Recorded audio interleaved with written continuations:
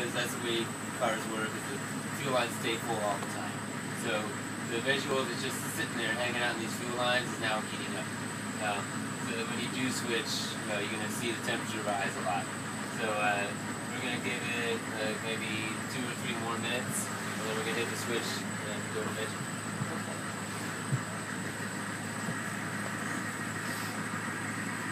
When we get ready to go, like all the way go, I'll top this one off, and we'll go over the tank to tank, fill up and stuff one more time, and right now with new equipment.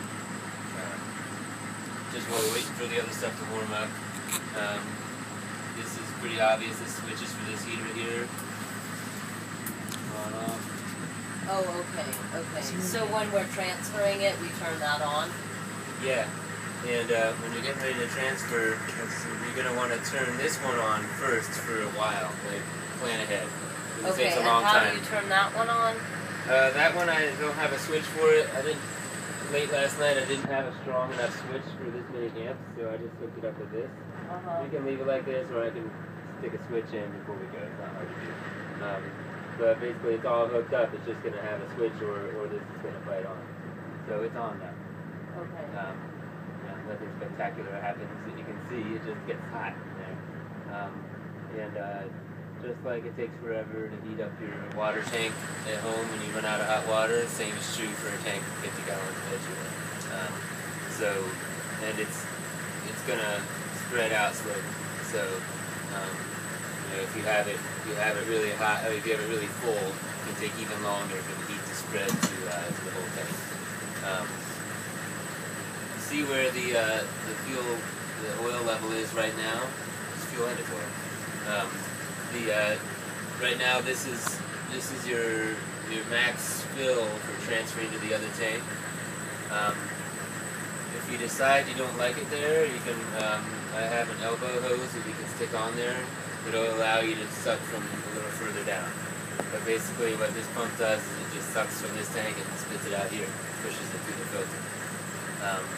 I picked there because it's the best. It gives you a little bit of settling space, but it doesn't sacrifice too much of your tank.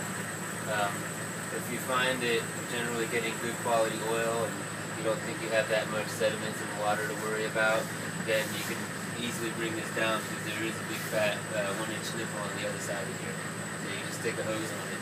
Right now it just sticks out right there and stops, and you can see it in there. So here's your drain, of course. I added an extra hose on the bottom, which is kind of tucked away right now, which would be obvious to see. So you're going to keep like a bucket or a barrel or probably one of those 5-gallon cubies. You guys can be handling a lot of those actually. You're going to be finding them behind restaurants and dumping them in and sucking it up and whatever. 5 gallons is about what you want. I mean, you start to get more than that, it just gets annoying to carry around. So they're your portable grease container. So you're going to keep something like that around as a sludge bucket, basically. The worse quality oil you get, the more often you're going to have to be filling this. I've heard in some states it's actually legal to dump it out in the national forest. It is organic, well, it's non-toxic, made out of organic material, part of the basement. But that's a good thing to remember, it's not toxic, so that's why it's okay to put these tanks inside, even as they get warm and so it starts to smell a little bit nutty in here. It'll be okay. And they're not going to be heated most of the time anyway, just for when you're doing your transfer. So if you were doing your tank-to-tank transfer, you would have turned this on for several minutes, maybe even like a half hour. You can leave it on, when you're not in the car. This is your deep cycle battery. It's not going to be draining your other batteries. So whatever you hook up to this. By the way, I do have an inverter if you want one. Like you saw the inverter in the RV. But you can hook that up to here if you feel like you're going to need 120 volts before you get the solar system all set up. That's nothing you can do with these. Anyway, so preheat here, and then you're going to flip this on, and this one's only going to need to stay on for a couple of minutes. You put your hand right here, This is aluminum, so aluminum shields heat the best, and it also helps trap the heat in the filter area.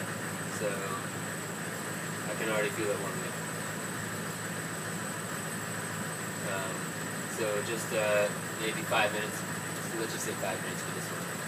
And then once you've got some heat here, and we got this warm, we're ready to hit the switch. And if there were enough veggie oil in this right now to get up to the draw point, you would see it all transferring over, but we won't get to see that until I top this off. But anyway, you can imagine the flow. It's going to come through here, go through Mr. Lift Pump, and it's going to want to know which way we go after there. You don't want to go right back into the tank we sucked out of, so that's why this one's closed.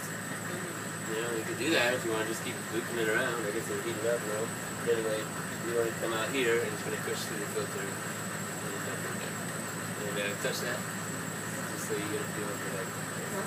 You know, that's your heat. This heater wire actually got up to 320 degrees, and that heating element in there, when it's by itself, gets up to closer to 200 degrees, but it's got more volume. And you turn on the pump the same way as if you were pumping it from out there? Oh yeah, so the switch on the outside, yes, well there's two switches for the pump.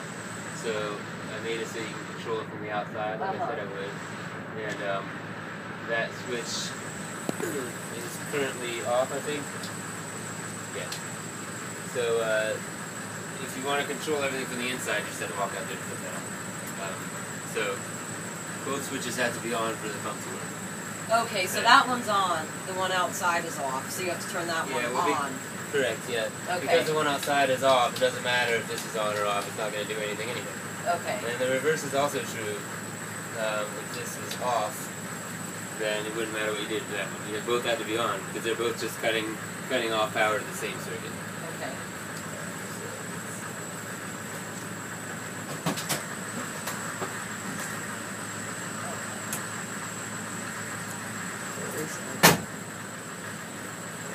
Oh, by the way, we're plenty more than warmed up enough to switch to veggies. Okay.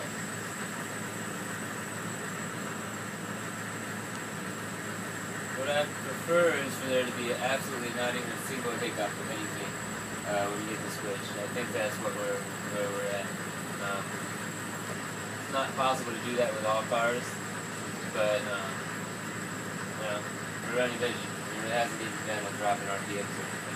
Yeah, now the gauge is going up. Yeah, really you'll quick. see that go all the way up to like maybe 150 or so. It also depends on the weather and on how fast the fuel's moving through. So that's why we have as many heaters as we do, not so much because one heater doesn't get hot enough, but because we want to have plenty of chances for all the fuel to get hot on its way to the engine.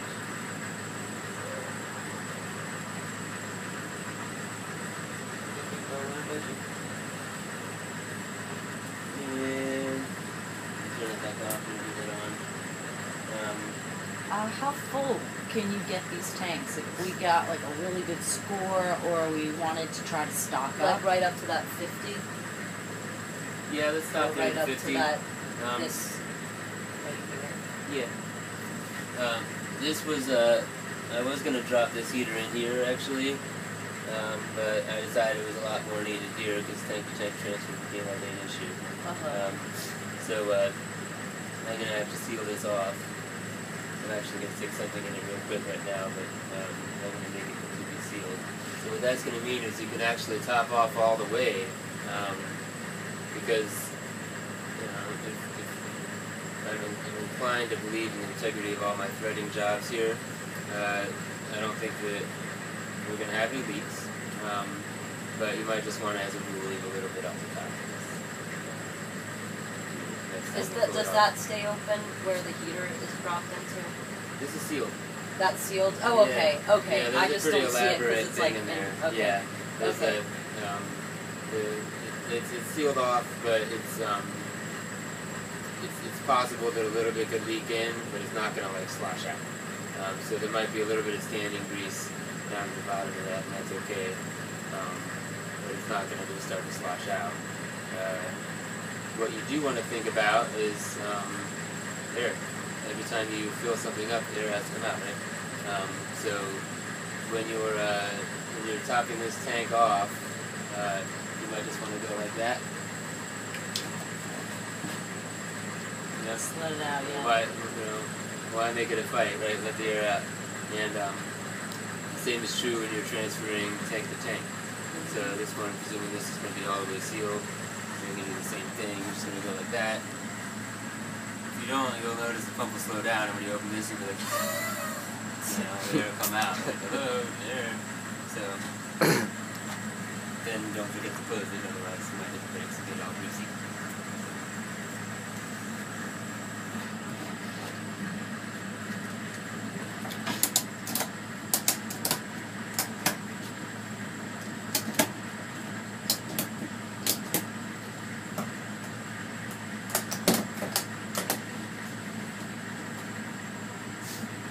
I put this here as an option, basically.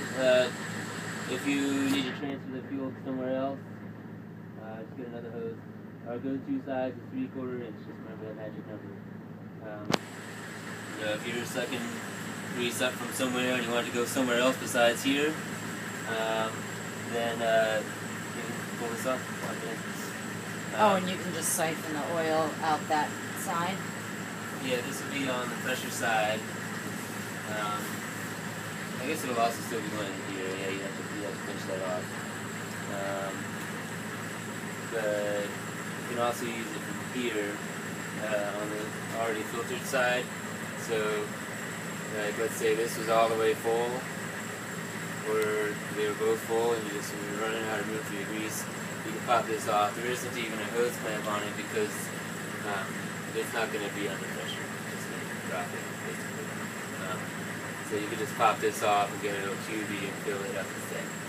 I also left you an extra length of hose in addition to the black one back there. There's a couple of hose unions, and then there's that clear hose there, which is more rigid and annoying to use, but it's nice and secret.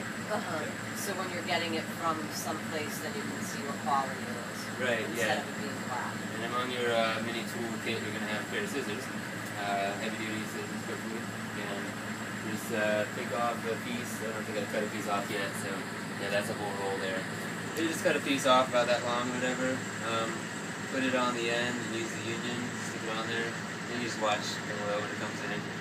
And you'll know what it looks like when it's good, and all of a sudden you can see kind of a milky quality to it, and it'll actually usually be separated as it's traveling through the hose.